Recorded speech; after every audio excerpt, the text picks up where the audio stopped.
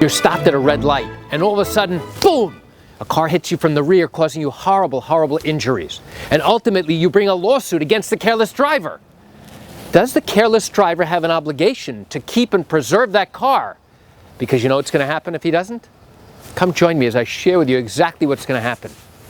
Hi, I'm Gerry Oginski. I'm a New York medical malpractice and personal injury attorney practicing law here in the state of New York. So now this careless driver whom you have sued turns around and says, "Don't blame me.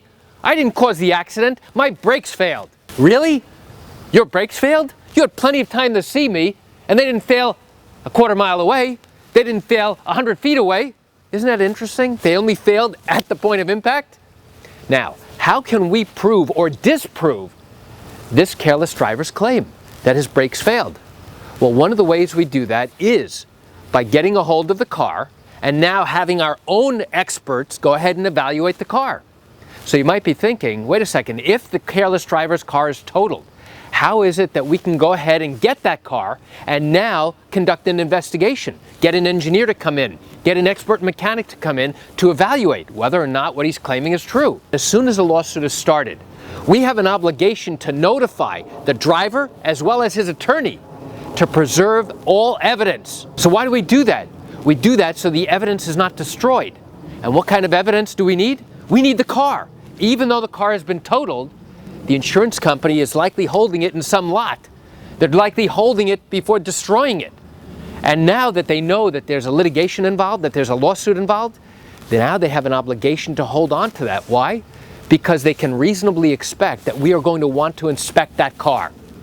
Now, what happens if the driver destroys that car, sells it, and it's gone, and we no longer have access to that? Well, the judge may say, hey, there has been a spoliation of evidence, which means the evidence is gone. It's been spoiled. We no longer have the ability to inspect it. And now you've deprived us. And now you've deprived us of the right to go ahead and investigate and conduct an investigation to see whether or not what you're claiming is true. And that could be held against the careless driver and his attorney. So why do I share this quick information with you? I share it with you because this comes up in many So why do I share this great information with you? I share it with you because this comes up in a lot of car accident cases here in New York. You know, I realize you're watching this video because you likely have questions or concerns about your own particular matter.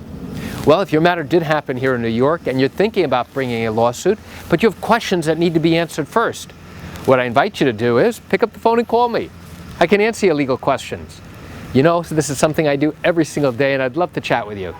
You can reach me at 516-487-8207 or by email at Gerry, G-E-R-R-Y, at oginski-law.com.